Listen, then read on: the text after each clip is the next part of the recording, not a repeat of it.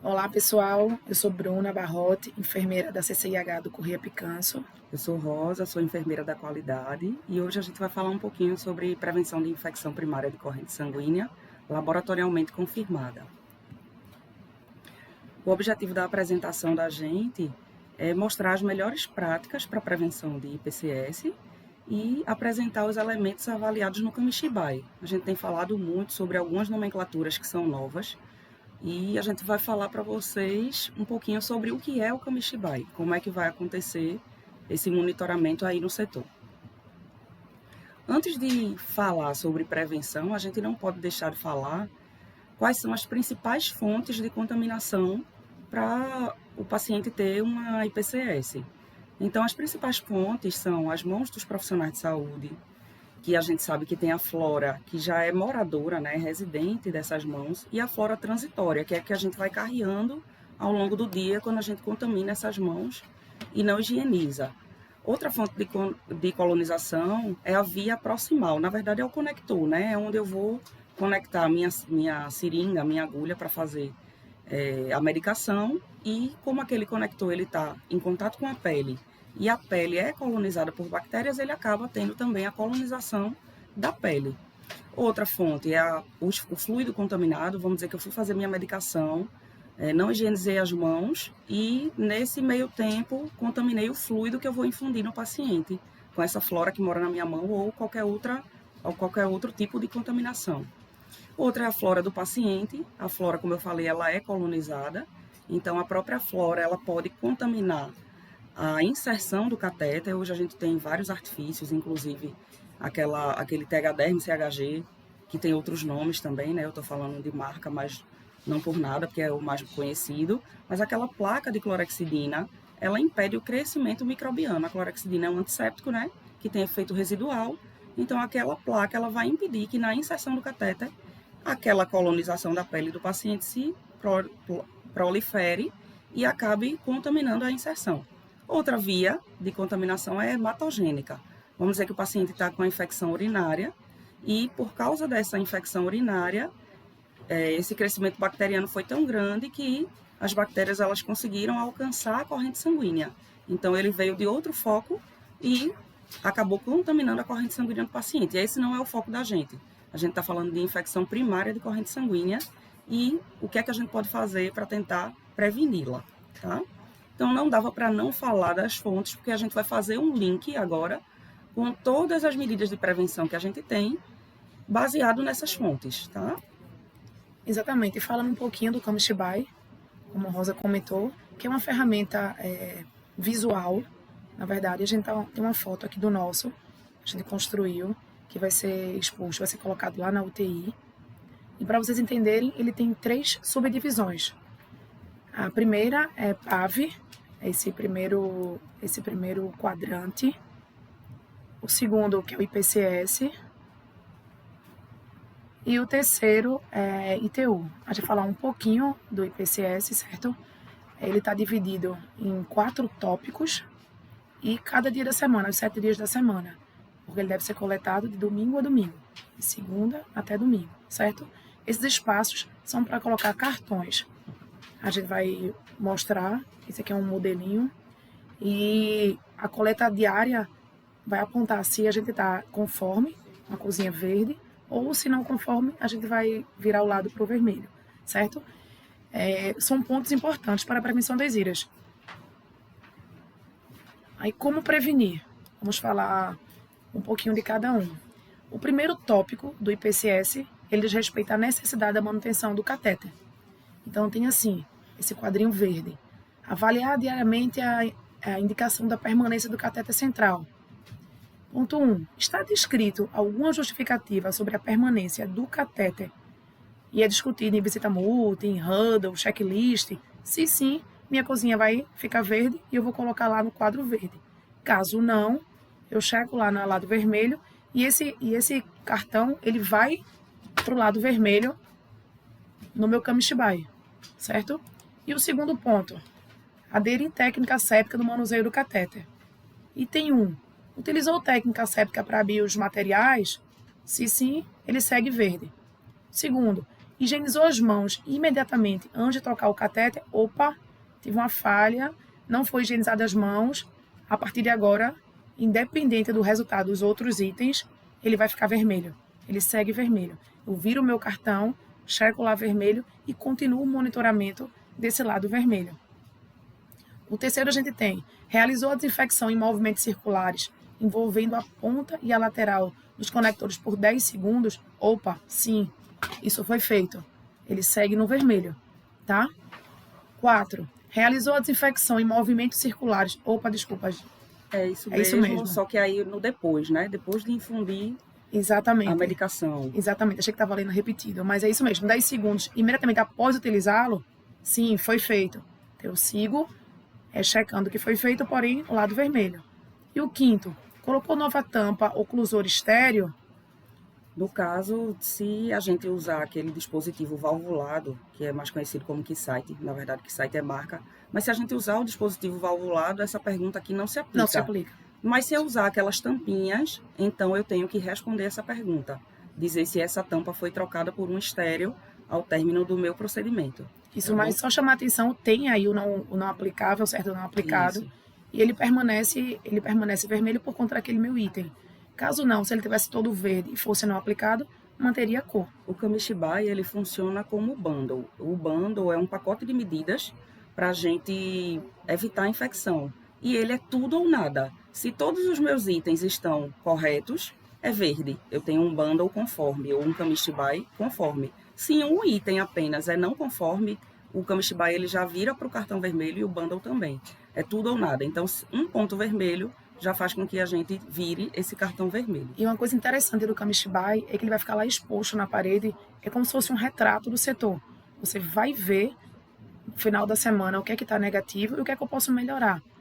Isso, acaba que a gente consegue visualmente verificar quais são os nossos pontos fracos. Além de existir esse cartão verde e vermelho, existe algo que a gente chama de instrução de processo, que vai estar disponível lá, uma pasta no Kamishibai, com essa instrução de processo.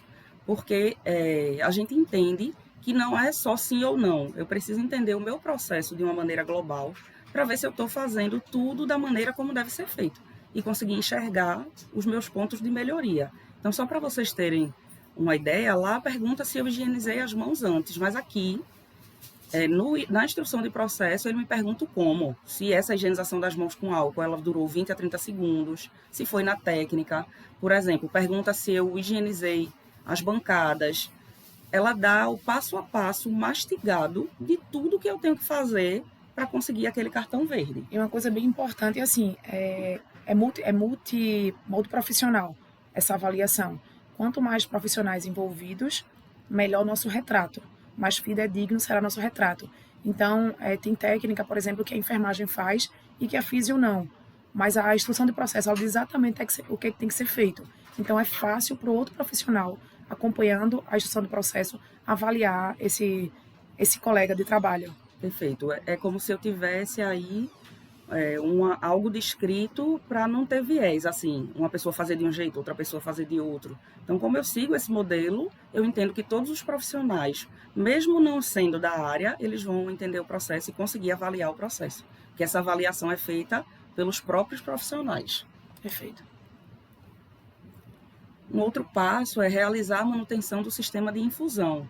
Então, falando um pouquinho da cartinha do Kamishibai, ele pergunta, os equipos e ou conectores estão livres de sujidade ou presença de sangue? Se sim, eu marco sim e continuo no verde. Datou o sistema de forma visível? Sim. Se sim, continuo no verde. Se não, a mesma coisa que eu falei antes. Vira o cartão e a gente continua no vermelho. A gente hoje não tem na UTI algo padronizado para essa sinalização da validade do equipe e dos conectores. Então, hoje, se eu quiser usar um piloto e escrever no equipe, é o que eu vou fazer. Se eu quiser usar esparadrapo, é o que eu vou fazer. Então, a gente está tentando implantar um modelo de etiqueta para que todo mundo faça da mesma forma, com data de abertura, na verdade, de instalação e de validade. E que a gente possa ter realmente esse controle visual da validade dos dispositivos. Um outro ponto é, realizou a troca do sistema no prazo preconizado, então não adianta só eu ter colocado lá qual é a data. eu tenho que verificar se esses equipos foram trocados. Porque, tipo, tá lá a data, do dia 1 ao dia 4. E aí, quando chega no dia 4, não foi trocado, entende? Já é dia 8 e o equipe continua lá. Então, também fazer o monitoramento dessa validade. Também... A instrução do processo, né, também, como todo item, ele tem sua instrução. Aí tem a manutenção do sistema de fusão, saber como é que se faz isso. Ele é bem visual, ele é bem fácil de a gente seguir. Tem aí do item 1 ao item 9. Inspecionar o sistema de fusão diariamente a cada manipulação. Tem a imagem e como fazer isso. Eu vou dar um exemplo, sei lá, para infusão contínua, item 3. Trocar conectores e equipos a cada 96 horas. Então, é uma padronização, na verdade, de como fazer. Não tem como outro profissional, seja físio, eu insisto com isso porque vai ser multiprofissional. Perfeito. Só falando mais um pouquinho, a gente vai falar agora da avaliação das condições do curativo. É um outro ponto, é um dos tópicos, né, lá de avaliação do Kamishibai. E aí... o item 1 o curativo está totalmente aderido à pele, a inserção protegida pelo curativo, tipo, se é um curativo que está solto, né, nas laterais, às vezes em jugular, a gente tem uma dificuldade dessa adesão ali do curativo, por causa de barba, principalmente, ou por causa de secreção. Então, a gente tem que avaliar se ele está conseguindo proteger o sítio de inserção. Se estiver solto, se estiver mal colado, se estiver expondo a área de inserção, então eu marco aqui que não. O item 2 pergunta se o curativo tem sujidade, umidade ou presença de sangue. Não adianta estar todo aderido, bem bonitinho, mas está com sangue ali. Porque esse sangue ele vai funcionar como meio de cultura, né? Ou úmido ou sujo, tudo isso funciona como meio de cultura para a proliferação bacteriana, fúngica, enfim, de qualquer flora que esteja ali e se aproveite disso. Então, se tiver sujo, úmido ou com sangue, a gente precisa também substituir e leva um não aqui.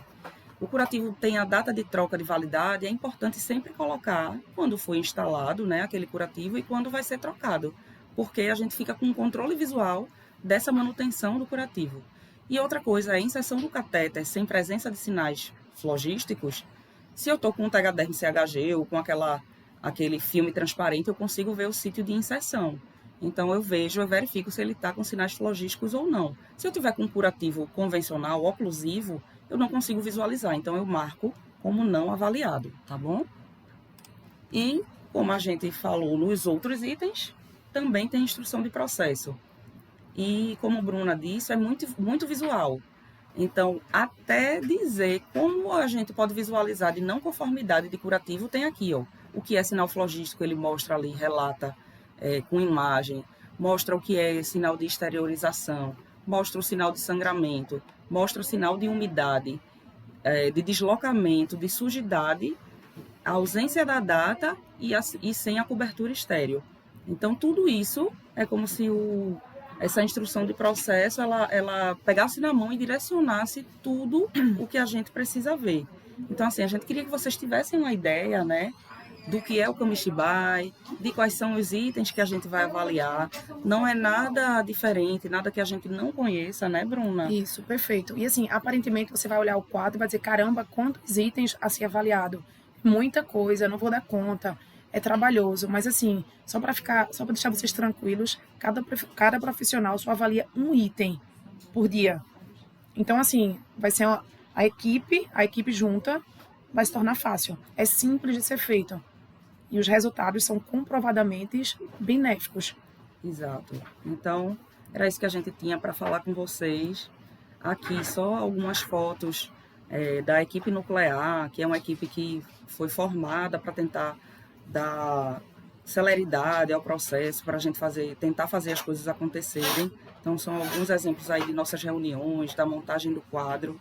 E a mensagem que a gente queria deixar para vocês é que um passo à frente e você não está mais no mesmo lugar. Então, exatamente, mesmo que seja um passinho pequenininho, mesmo que seja, você acha assim, não é quase nada, quando a gente olhar para trás, vai ter uma história construída em cima disso, né? Eu queria pedir que vocês assinassem a ata, que está aqui o link na descrição do vídeo, não deixem de assinar. Se tiverem qualquer dúvida, podem entrar em contato com a gente. Os gestores de vocês, eles têm o nosso contato, então a gente está aqui à disposição para ajudar, tá bom?